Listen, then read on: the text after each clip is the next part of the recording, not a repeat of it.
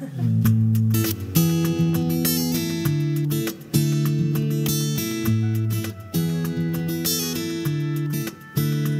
forget, we got the Facebook, we got the Twitter, we got the Instagram, and all those account names will be listed up on the screen. There you go. Twitter is Livestreams1, Instagram and Facebook are both at Livestreams. Good evening, everyone. Thanks for showing up. Thanks for coming. As always, please feel free to text in or write on the cards any comments or questions that you have about tonight's topic of in-laws, which my wonderful ones are here tonight. Yay. You can email and interact at livestreamsonline.net. Like we said, you can fill out the comment cards. Please feel free to check out the table over here with all these devotions. There's lots for everyone. And again, I want to invite you over to the chapel for our prayer meeting on Wednesday night. Back when I was an old Baptist, that's what we did on Wednesday night. We're at prayer meeting. You Presbyterians probably don't understand that, but we did. Anyway, I want to make sure that you know that's not a social time that just follows live stream. We're doing business with the Lord over there. So if you're one of His children and you have needs or you want to pray for the needs of others, come on over and join us. And if you're not comfortable with praying in public out loud, forget it. That's not an out loud praying in a public session. It's a prayer session. So you can pray over there. Remember, Jesus said, go in your closet and pray in secret. So you come on over and pray in secret with us, okay? And we'll pray aloud. Join us. I appreciate the sermon there. All right. Well, I'm going to get started, Chris. Okay? So now let's welcome to the hot seat, Pastor Tay. Okay. Nice to see all of you tonight. We are going to move on ahead with our series, but let's say the standard intro just in case this is your first time or you're wondering what does live streams mean? It comes right out of the Bible. That is the idea. Psalm 1, where the blessed man or woman, his life is described like a tree that is planted by the streams of water. And the water represents all the good stuff that streams into the roots of that tree, making that tree upright and nice and strong. And so from there, we get the inspiration that the Word of God can stream into our lives in a very practical way in real life situations and in real time, making our lives that much more stable, like that tree on the screen. And so that's about our life. It's about God's Word streaming, and so hence, life streams. And so tonight, we are going to continue our series. What are we talking about? In-laws. In-laws, okay? Heard a little snickering out there. I know there's so many jokes about in-laws, right? But really, for for a lot of people, in-law, that topic is not funny. In fact, for a lot of people, it's downright serious. And for some people, it causes a lot of stress and even anxiety and fear. In fact, what do you call an ongoing fear that's a little bit crazy, a little bit excessive, or irrational? What do you call it? It starts with a PH. Phobia, okay? And so let's start with a pop quiz on the screen. I'm going to show you 2 pictures. You tell me what kind of phobia it is, because there's just so many phobias, 530 and counting. A lot of phobias out there. What about this one? What is this phobia? Fear of clowns, or is called chorophobia. Okay, anybody afraid of clowns on their birthdays or stuff? Are you afraid? Okay. How about this one? Okay. Fear of the dark, okay. And so that's called acluophobia. And what about this? Soceraphobia, I didn't make that up, and it is spelled correctly, is the fear of what? In-laws. And so here are some of the symptoms that it is. It's a major and it's an official phobia that is out there. So things like nervousness. So you hear that your mother-in-law or father-in-law is visiting, and so the person gets nervous, or headaches, and now your heart rate goes up. And some people instantly get depressed, or they suddenly get angry or irritated. And so those are some of the symptoms related to Soceraphobia, and it's an official phobia, as I said. And so in part 1, tonight is part 2. Now, we took a break last week because of the Boston Marathon bombing. We had a special presentation, and that's on our Facebook and online. You can take a look at that at livestreamsonline.net. We felt we needed to take a break and address a national situation. But tonight, we're back into our regular series with 2 weeks to go before our summer break. And so here we are. And because of our break last week, give me just a minute. I'm not going to review everything because, as I said, it's online and so easy to find. You can extract the audio, video, it's all there. But let's just take a minute and diagnose the situation. You know that medical analogy? You can't start operating on somebody or, operate a situation, so to speak, without first diagnosing the situation. So somebody's got excessive fear or a phobia.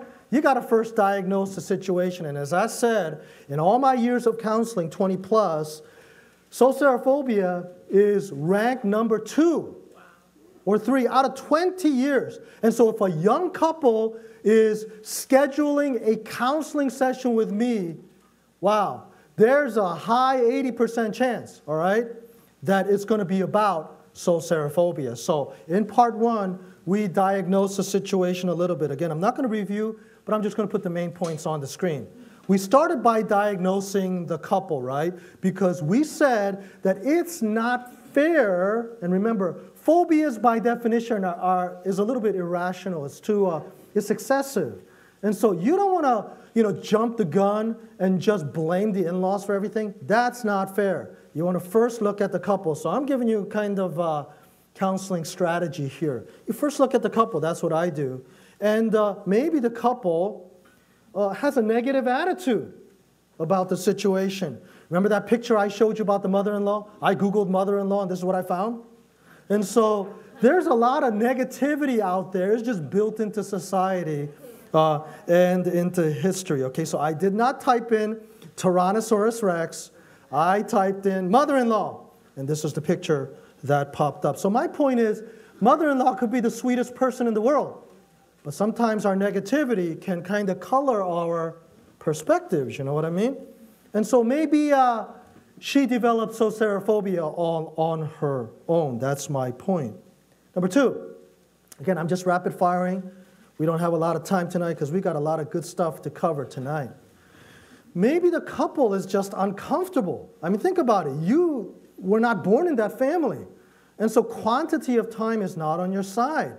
And so you just might be uncomfortable. I mean, it is what it is. They might be the nicest in-laws in the world. You're just not comfortable in their home. And this might contribute to some anxiety visiting their home. Number 3 is that the couple can feel pressures and obligations. And this is a classic situation. And pressures like holidays, that's a big one.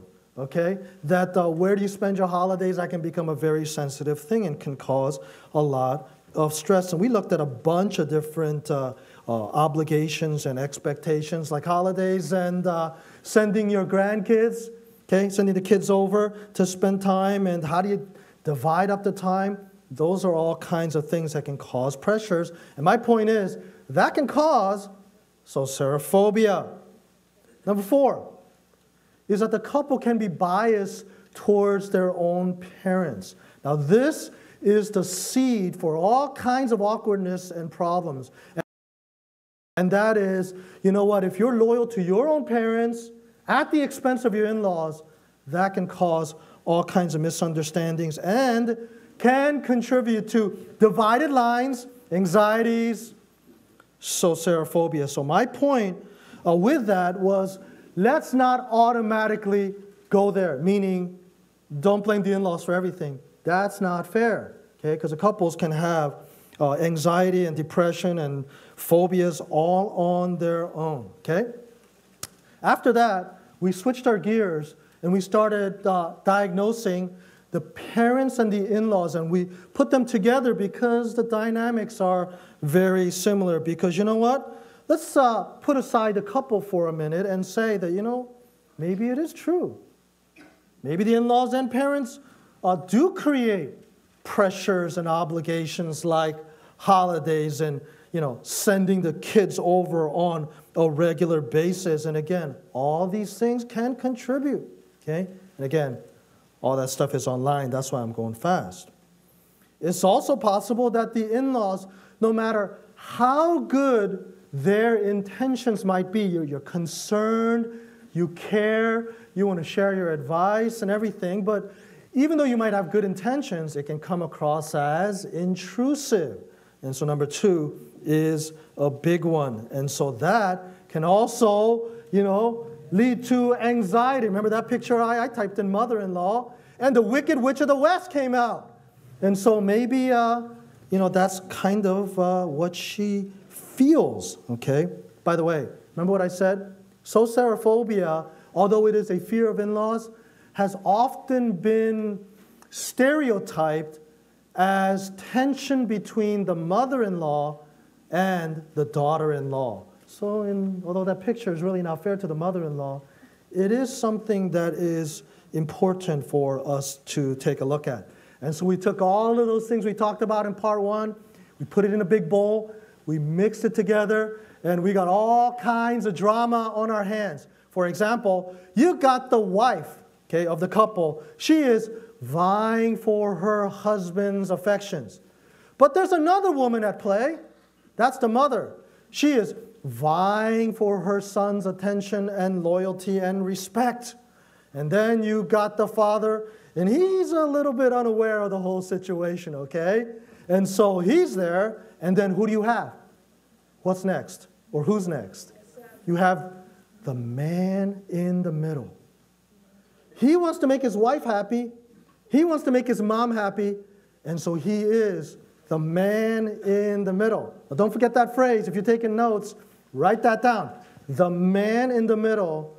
We're going to have to talk about him before this series is done. So I guess, and by the way, that's where we left off. With all that trauma just kind of hanging there. And then we took an unexpected break because of the Boston bombings.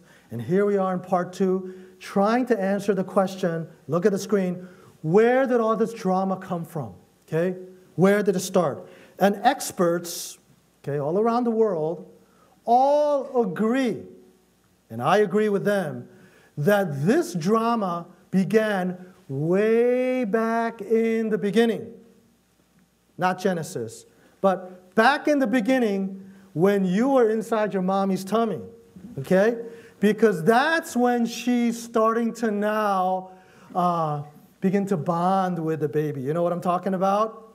I mean, the guy might be a little bit out of it, okay? But the woman is already bonding. She might be knitting little baby caps, blankets, thinking about the color scheme for the baby room, already shopping, doing all kinds of things and getting ready for the baby to come. And so all this is already building up this relationship between the child and the parent. It's already starting. And so the parent and the child is already starting there. And so scholars examined the relationship between the parent and child and came up with a very clever title called the parent-child relationship. Okay? Now, the parent-child relationship is all about the parent being the parent and the child being the child. You know what I mean? Parent, she's role-playing. The child, he's role-playing. And so that's the parent-child relationship, and that's the topic at hand. And you know what? When the baby is born, it's like everything that the mother has been waiting for. 8 or 9 months, here comes the baby, and now it just feels so real. Now, the parent-child relationship has now become formal, and now the child becomes, the center of the universe. You know what I'm talking about? The child is the sun, and the mom and dad are the planets that revolve around the sun. You know what I mean? And so that's a situation. It's like everything is sacrificed, including the marriage. But that's another topic, okay? We'll deal with marriage being sacrificed for the kids in the future when Life Strange picks up again after the summer.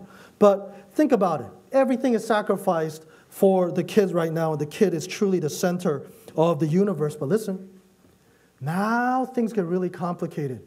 Because even though you have two planets revolving around the sun, they kind of revolve in different ways. Feelings begin to change. Now listen, get your antennas up. You have moms feeling a certain way, and dads feeling quite the opposite. Here's what I'm talking about.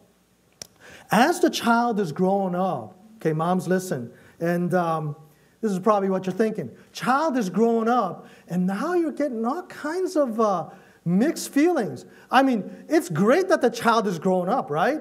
You say things like, what a big girl you are. I mean, Trisha, have you ever said that to your daughters? What a big girl, all the time. But at the same time, you feel like they're growing up too fast. You know what I mean? And so on the one hand, you're so happy that they're growing up. On the other hand, you're so scared that they're growing up. And so mothers say things like, it's scary how fast they're growing. Or have you heard this before? I don't want you to grow up. I want you to be a baby forever. And so moms begin to, on the one hand, want you to grow up, but on the other hand, don't want you to grow up. And guys are scratching their heads saying, are you serious? Yeah, that's exactly what's going on. It's complicated. And so it's like moms say stuff like to the baby, I wish you will never grow up, okay? And so those are the complicated feelings of a mother. She's very uncomfortable. Why? Because someday that baby's going to grow up. I don't care how many times she says, I wish you never grow up. That baby's going to grow up and leave the house, and she knows it. And so she doesn't want that day to come. But the father, on the other hand, he's totally different, right? He's opposite. He's thinking, when's that child going to grow up and help me mow the lawn, okay? So he's thinking about the child growing up, you know what I mean? Playing baseball, you know, going fishing, doing all kinds of grown-up stuff. Because right now, he's too small. I'm just holding him. I want to go out and play football, you know, throw the ball, play catch, and all kinds of stuff. And so there's all kinds of differences going on. You know what I'm talking about? So the guy's thinking that. The mother is thinking the opposite. And so as the baby is growing up to be a boy, teenager, into high school, she is like cherishing every moment. And she wants to be part of their lives, right? So it's amazing how the mother almost transitions into like a best friend. She wants to know everything, okay? She wants to know everything about their friends, you know, the prom situation. She knows everything about every situation, and she starts saying things like this, like, tell mommy everything, okay? No secrets between you and me, and all of those things that a mommy begins to feel. So the mom, whether she realizes it or not, becomes a very complicated person, okay? She wants and loves her boy who's grown up and say, you're such a big boy, all grown up, but she hates it at the same time, okay? So all of those things going on. And so guess what she's doing on the night before the wedding? She is crying, okay? Because tomorrow she is going to lose her baby. And so she's crying all night long, and the son doesn't get it. Son's like, why are you crying? Tomorrow's a happy day. Mom, listen, you know I'm always your son. I'm always going to be here for you. And she's like, I know. But she's still crying. And so she's very, very complicated with a lot of mixed feelings. You know what I'm talking about? And then on the wedding day, all kinds of mixed feelings start pouring in. I mean, she's happy, but she's not happy. I mean, she's happy, but she's not happy. And so all of these things, I mean, in her mind, she knows what's going on. But you see, emotions are more powerful. And so all of those things are at play. Isn't that a classic picture? Classic. And so all this drama we're diagnosing, we're done in a second. But my point is, it don't matter what situation, what culture, what language, what country you're from, this happens in every situation, okay? Every country. And so you got a situation where, again, take a look. You got the daughter who is vying for her husband's affection and love and loyalty. You got a mother who raised that son and is vying for attention and loyalty and respect. And you got a father who's a little bit out of it, okay? Doesn't see quite clearly all that is going on. And then who do you have? The man in the middle, okay? Who now is so confused because he doesn't know what to do. It's like his head is on a swivel stick, okay? And he doesn't know what to do. He wants to please his wife. He wants to please his mother. And that's why they come to counseling. So what do? Okay? Now it's time to operate. We've diagnosed the situation. Let's operate a little bit with the remaining time that we have. And this operation, by the way, is tonight and next week. And so this is a nice little series that way. So it's time to operate.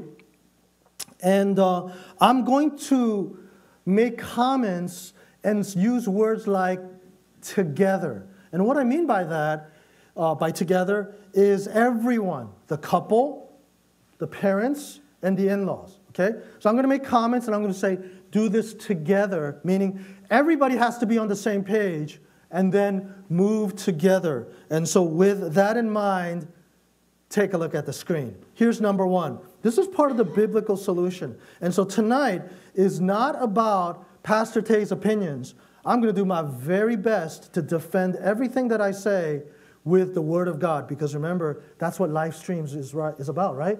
It's about the Word of God streaming into your life. And the Word of God does talk about leaving the old chapter of life behind, but you got to leave it together, meaning couple, parents, and in-laws. Everybody's got to do it, because if somebody, any one of them, are stuck in the past, that's when problems occur, because marriage is an official beginning of a new chapter. New meaning the old's got to go. That's in the Bible where it says in Genesis chapter 2, take a look at the screen, verse 24. For this reason, a man will leave, that's where I get the word, his father and mother, and be united to his wife, and they will become one flesh. And David, you mentioned that last time in part 1. And I said, we talked, that's foundational. So take a look. Let that soak in. That's where we get the idea of leaving. Now, what I'm going to do right now, and take a look, is I'm going to unpack the word leave. Because what does it mean to leave? And there's a lot of classic questions and scenarios that'll pop up, and you might have it. And so tonight, if you want, go ahead and write it down or text, because there's a lot of questions that might come to you as we try to unpack what it means to leave. Here's what it means to leave. Letter A. Leaving develops physical separation. Okay, we're trying to define what it means to leave. And so the first and most simple way to understand is that you have to physically, or here's another word, geographically leave the home. I know you're thinking about a lot of scenarios that are not like that, but follow me, okay? This is God's design. Physically separate from this situation is the most basic and clearest way to get into a new chapter. Is you got to pack your bags, and you got to leave the situation. So here comes now the first question, the classic question I get asked in every counseling session and in every conference I've done. I've done conferences around this country on in-laws. And here's a question I always get. Here we go. And that is it a sin to live with your in-laws or parents? Okay? And so Genesis 2 says you got to leave. But there are a lot of situations you might know where they haven't left. Or they left and now they're back together again. And so in those situations, the question is asked, is it a sin to live with your in-laws and parents? Now, I'm not going to ask for a raise of hands, okay? I'm going to just say that it's divided. Some people will say, yes, it's a sin. Others will say, no, it is not a sin. My answer tonight is yes and no, okay? See, listen, if you always say no, you're going to run into trouble. If you always say, yes, it's okay, you're going to run into trouble. And so the answer is yes and no, meaning it depends on the situation. It's what you pray to God for, meaning wisdom. You pray to God for wisdom, and with every chapter of life, situations change. For example, when you got married, maybe your parents and in-laws were young and healthy. You are young and healthy. That's one chapter of life. But as you grow older and they grow older, situations change. For example, you get married, you're a young couple. Then how many chapters do you go through as a young couple? You go from young couple to what? Married with children, to what? Empty nesting, to retirement. And along the way, through all those chapters, your parents and in-laws go through all of those chapters too. And what comes with that are all kinds of different scenarios and situations and complications and unique challenges that maybe others don't go through. So you know what? If somebody says it's always sinful, hey, that's naive. Or if somebody says it's always okay, that's naive. The answer is yes and no, and it depends on the situation. So let's think about this, for example. There might come a time, okay? Swipe the screen. And let's think of, for example, there might come a time where there's a financial crisis. And when you think about all that is happening in our great country, economic crisis and how it devastates people and people lose jobs and homes, there might be situations where it is temporarily necessary, okay, to help out. Because if your family, and I'm talking about the extended family, is in need, how can you turn your back on your family?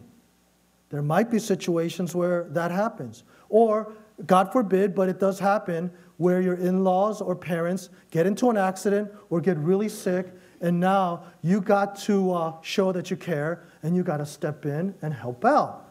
And so whether, and I'm just giving two examples, there might be more, okay, of financial reasons.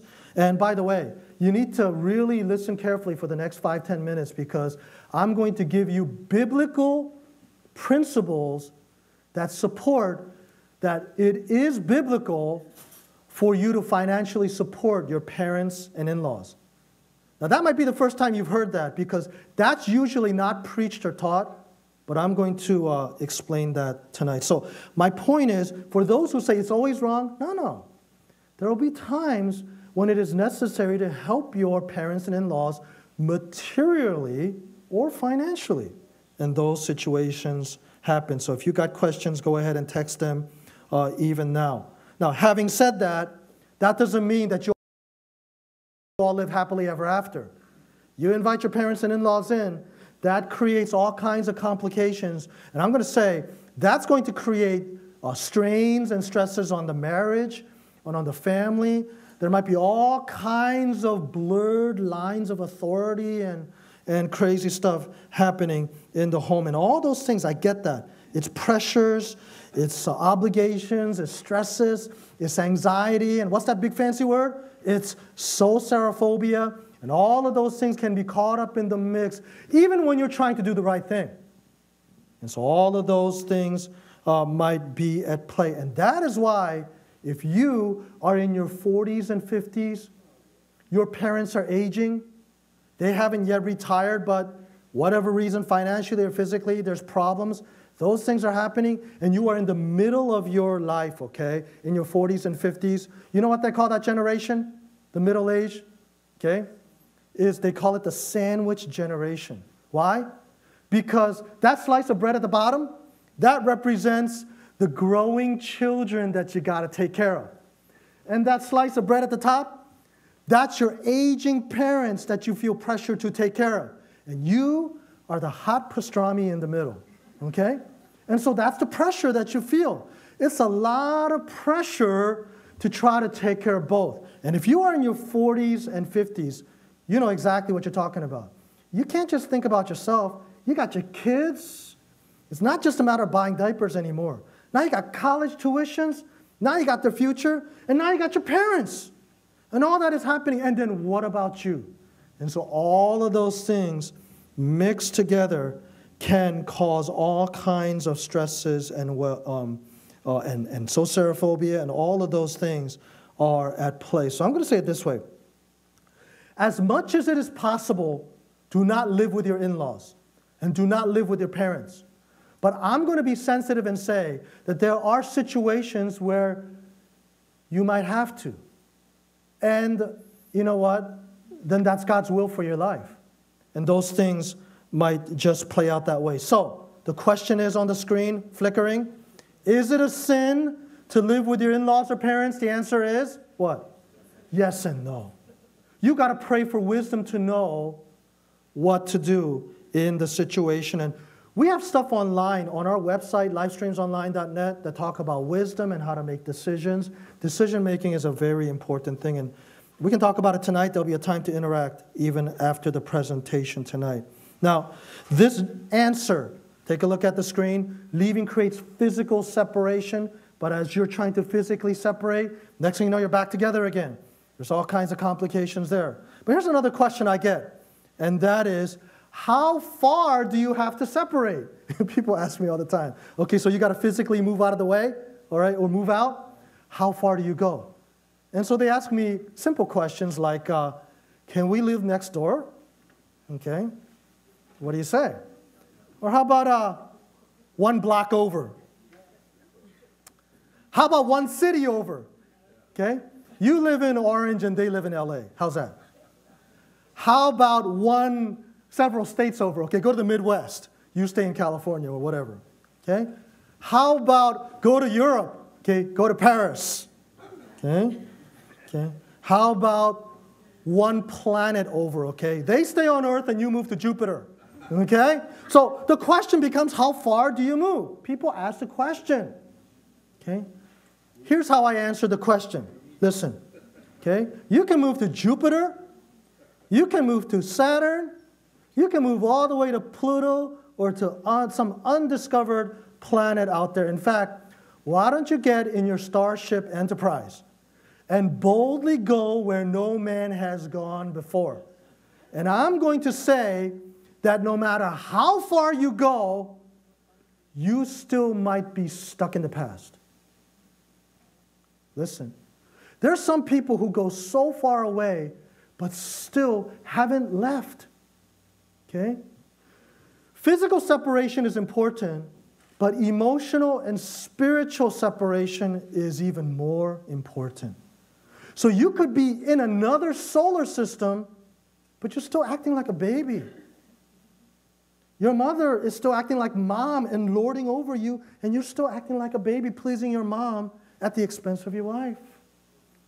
In fact, there are some people where the in-laws have died, but they still answer to them to the grave, meaning carrying out their agendas. You know what I'm talking about? So here's my point. There's no holy measure of distance. I can't say it has to be 1 block, 2 blocks, 1 solar system away. The point is, you got to physically leave, but more importantly, you got to grow up. And you got to emotionally and spiritually separate from them. And so that leads me to my next point, okay? And that is that leaving develops adult relationships. Because once you get married, I don't know if it has dawned on you, but you are now an adult. And that means you have to make a big change. You have to have an adult relationship with your parents, okay? I know technically you are, and here's a crazy term, adult child, okay? You are grown up, but you're still their child. But technically, where the bottom line is, you're an adult. And you need to have an adult relationship. In fact, can I say the obvious? Everyone's an adult. And so have an adult relationship. Act like adults. And so that parent-child relationship where the mother is clinging to the adult child and saying, I don't want you to grow up, that's got to go. Because 1 Corinthians chapter 13, verse 11, and there's a lot of verses, by the way, about growing up. When I was a child, I talked like a child. I thought like a child. I reasoned like a child. But when I became a man, I put childish ways behind me. That's what I'm talking about. I'm talking about the old chapter going, the new one coming, and the new one is an adult relationship. And so we're all adults now, And so being all adults, take a look at the screen. An adult relationship assumes adult, what's the word? Etiquette. Well, you know what etiquette is, right? Etiquette is just a fancy term for code of behavior. How you're supposed to behave. Expectations. Meaning, you go to an adult function, you can't act like a 2-year-old. You go to like a big grown-up function, social event, you got to play the part. That's called etiquette or manners. And I'm saying there's what's called adult etiquette that now all of you have to play because you're all grown up. So let me spell it out just in case you're wondering what that adult etiquette is. Here's a biblical concept. Mutual respect. Now you're respecting one another. You're not condescending. You're not talking down. You're not in any way treating that, your son like a child, because not a child. Mutual respect. In fact, right out of the Bible, it talks about in humility, value others above yourself. That's the respect. You got to look towards others and esteem them better than yourself. That's respect. In fact, submit to one another out of reverence for Christ. Ephesians 5:21. And so these are the biblical principles that ought to now guide your now newfound adult relationship. So don't talk down to your son-in-law. Don't talk down to your daughter-in-law using demeaning language. Now, in English, in this country, we're very fortunate that we have kind of one set language, way of talking. But in some European countries and in some Asian countries, there's language differences like words you use between older and younger. And I'm not saying that's bad, but it creates extra complications because if you're in some of the Asian countries or European countries, you use certain language, and if it just comes out of your mouth, it automatically creates, I'm older, better, deserving than you. That kind of feel, But thank God in our country, here in America, we don't have that. We have one language that we can speak. But even with that, we can have tone and choice of words that are kind of condescending. You can be kind of scolding, kind of like you talk down. And you start saying things like, I don't care if you're 50, you're still my son. Okay, have you heard that kind of attitude? I don't care how old you are. I'm still the mother and you're still my daughter.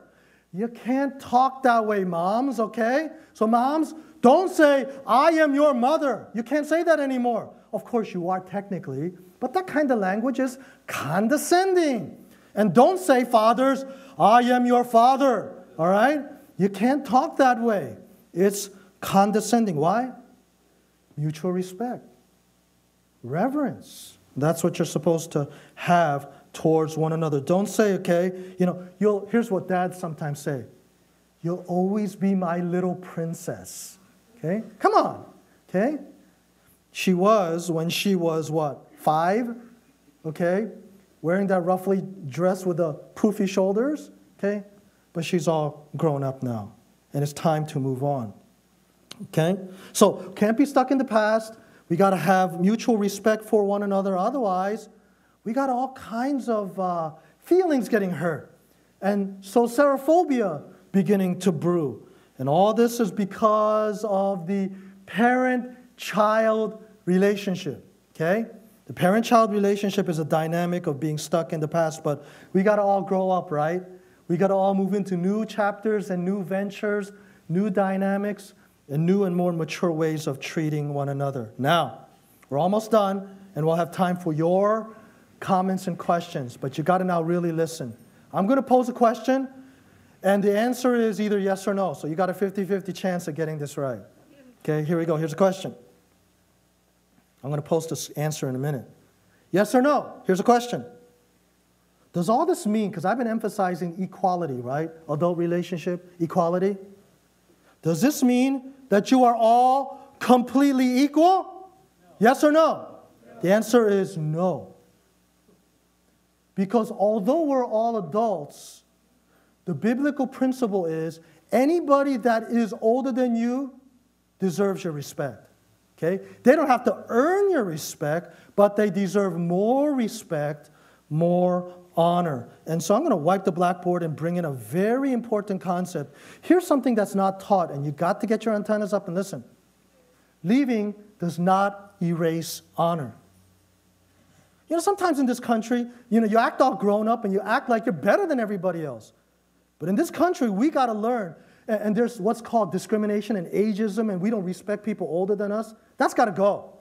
Because if you're older, you deserve respect just because you are older. And so when you leave your home, you don't, leave the honor behind. Because what's that classic passage I'm thinking about right now about honor? Okay? What does it say to the children?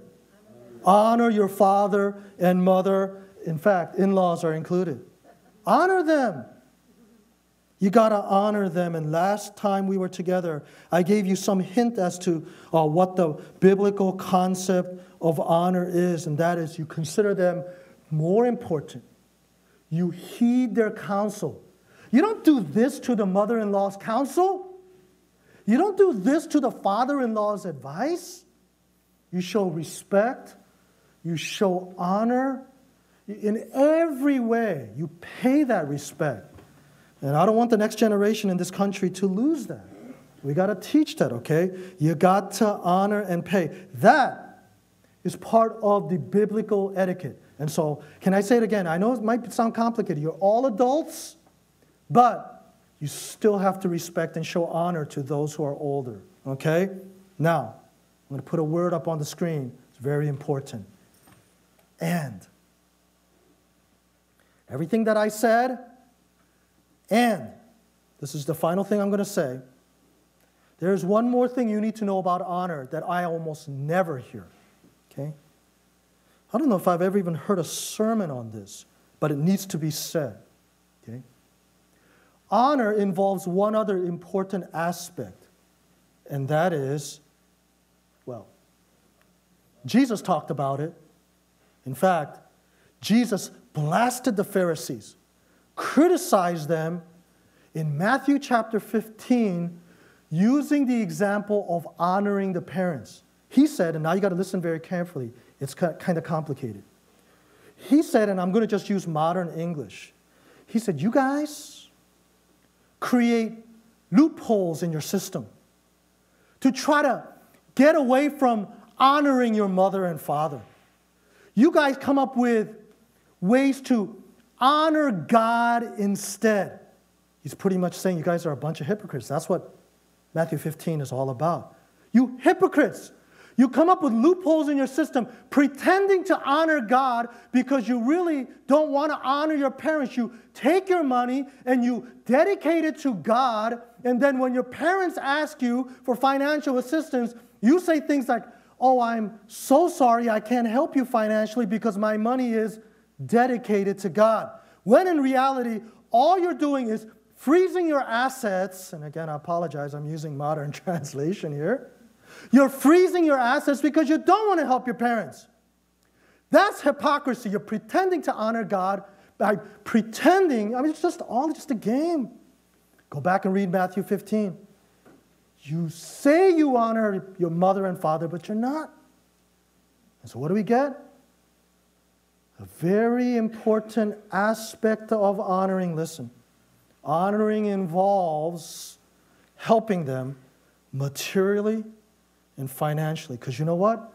When they get to a point where they can't work anymore, they can't walk very well, they can't feed themselves anymore, you can't look at them and say, well, hey, sorry, I wish I could help, but my money's tied up.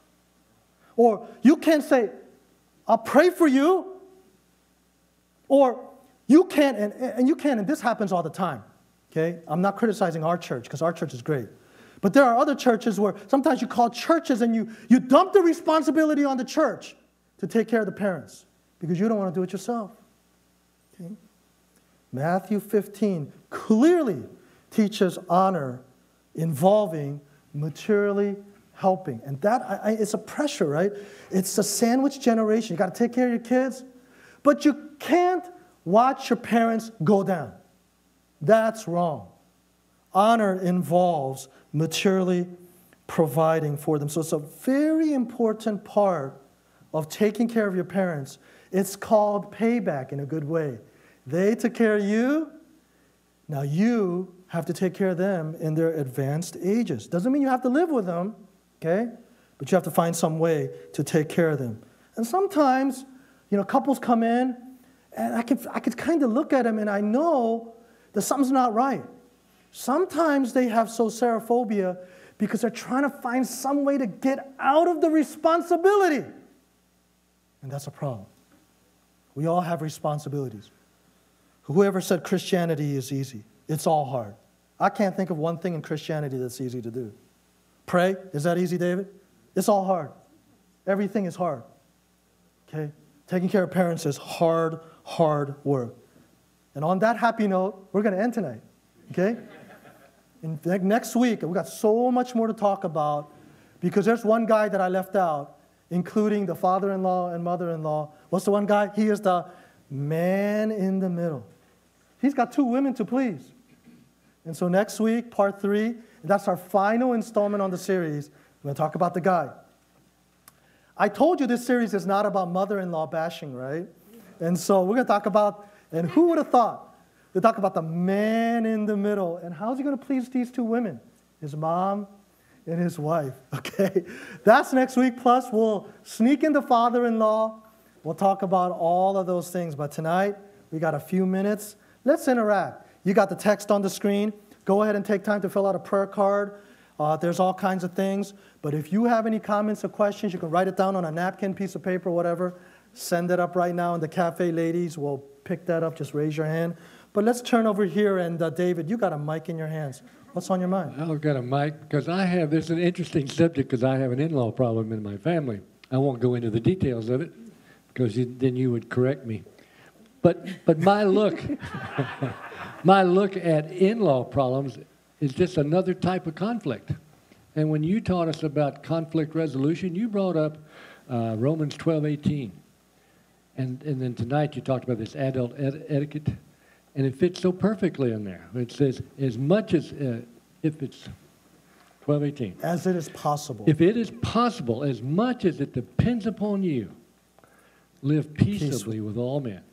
And so in those adult situations, you just kind of got to give in and do what's necessary to do for peace. And sometimes it's not possible, David. And it's not. It's difficult because you might have an unreasonable father-in-law, mother-in-law, and sometimes if they're divorced and then they try to separate to create lines of loyalty, it gets really unreasonable and very difficult. And so, sometimes you don't live happily ever after. And then sometimes you have to accept the situation for what it is. And honestly, I think we're paying the price there's about 4 or 5 topics that the church has been negligent on. I won't mention all of them. But honestly, as I was growing up, I never heard any teaching in the church on in-laws. I think the church has been negligent, and so we're paying the price for how many hundreds of years of not teaching this topic.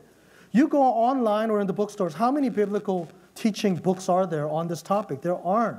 How many conferences, programs, and so things like this. That's why it's like rank number 2 in counseling for young couples, because they don't have it, and now we're paying the price.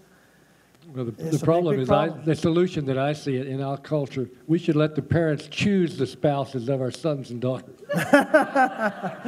Some cultures, they do. And in some cultures, statistically, there's less divorce. Now, I know because in this country, because of Hollywood and romance, we believe in love and all of those things, but all of that stuff is man-made. I'm not saying one culture is better than the other. All I'm saying is whether you choose or somebody else chooses, the bottom line is you still have to work it out. You still have to work on that relationship and make it work. And I think that bottom line has to be emphasized. Tricia, you got the mic in your hands. I do. I agree with the sandwich. That's kind of how I feel right now. I even feel like as a young sandwich. lady yourself. Well, yeah. Because you have an aging father. Well, I have a sick father, and my mother has passed away already. Yes. So I'm already caring for both parents at 38, and that's early with young children that aren't on their own. So they're dependent on me as well. I'm definitely feeling hot pastrami right now. Yeah. I am, but at the same time. I am so thankful that with my parents aging and almost gone. It does take a role. It does take a toll on the marriage because it's hard because my poor husband has had to deal with everything I'm going through with his in-laws. But the respect for the in-laws is so important because I have their support. I have their love. I have their friendship. I have everything that I could get out of them as in my own parents. And maintaining that relationship, because when at this young age, when my parents are gone, I still have that loving mother-father respect for my in-laws. And so that maintaining that relationship and just getting along is so important. It's huge. And so I am very thankful that I do have that relationship with them, since I will not have my parents very soon. We do have a question. Before you read that question, would you grab the special almond latte on losing a loved one? David, do you see that there? Losing a loved one. Should be right over here. And your comments right now, you're looking right at it. There you go. Your comments, and we'll get to the text in a second. Sure. I want you, Tricia, would you? Would you turn, you know that well because you designed it. That book contains a lot of devotionals about losing a loved one, but in the back there are tributes to people that have been lost. And there's so much variety back there, and your comments right now about your mother-in-law, your in-laws and the support reminds me of Candy Kenny. Look in the back. She wrote a tribute to her mother-in-law. And again, I told you this series is not about bashing the mother-in-law. Tricia, it just will take about 10 seconds to read that.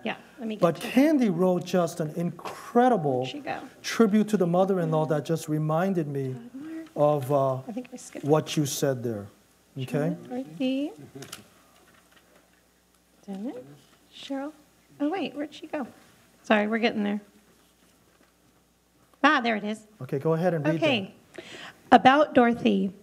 My own mother was paralyzed and lost most of her speech when I was 10 years old.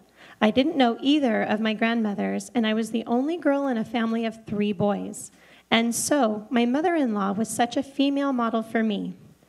Dottie was the best living example of what it meant to be a selfless servant. She didn't stop by with a dish. She made it, served it to you while she did a load of laundry and swept the kitchen floor. And she put up dinners for the future in the freezer while she washed the dishes. Sounds like you, Mom. My mother-in-law wanted me to have the best possible opportunities to cherish her son and her grandchildren. So she babysat. I'm just valuing you more and more. Took care of all of us when the babies were born for weeks, and passed on more loving family traditions, strong faith in God, His word, and active service. She was an amazing example of how I can love and support my family. And now my daughters-in-law. She was 4'11" and less than 100 pounds, but she was a heavy influence used by God in my life. Candy. And the original Hebrew word for honor in the original Hebrew is heavy. That heavy as in significant and weighty and important. And that's, I don't think Candy knows Hebrew, but she caught the essence of it in her real life. What an awesome tribute there. Absolutely. And so if you haven't had a chance, pick that up along with so many other wonderful tributes. So I told you, we got to praise the mother-in-law, the mother, the father-in-law for some of the great works that they have done. And it's so unfair throughout history how we have criticized them unfairly, and so it's been great. But you had we're a couple minutes over time, but go ahead. We want to pay respects to another text or something came in? There was one question. It says, is it impossible for even a Christian mother to overcome the emotions that Pastor Tay described? Is it impossible? It says, is it impossible? I'm wondering, Or is it possible? I'm thinking, is it possible for To even a overcome Christian those mother emotions. to overcome the emotions that Pastor Tate described? Okay, of That's what I'm thinking. letting go and treating as a son and all of those things. I'm going to say generally that all things are possible in Christ. And we have to put that challenge with every other challenge that anybody goes through. For example, our children, their challenge of emotionally growing, maturing, and changing and thinking differently. The man who might have been selfish all his life now becomes a man of sacrifice. He's got to change. The man in the middle, he's caught between two women. He's got to go through some major changes to be able to create a win-win situation. And so we're going to talk about those aspects, much like the man in the middle. The answer simply is yes. But like anything else in the Christian life, it is a spiritual journey of growing and changing, and that big fancy word, sanctification. As you grow in Christ, He begins to change you. You die to your desires. I'm thinking of Romans chapter 12 that you quoted several times before, the renewing of your mind. Because a Christian life starts with the mind, being renewed, and then trickles down to, and I always say that in counseling, you got to renew your mind. Then it renews your heart. Because what's the opposite? The question is, can this ever change? Why? It's the heart that is like a flood of emotions that's overpowering everything. But the Christian life is about the mind that is renewed, that controls the heart, and Galatians 5, fruit of the Spirit, does involve self-control. So there's no simple answer, but it is a lifelong journey of growing and changing and sanctifying and being renewed.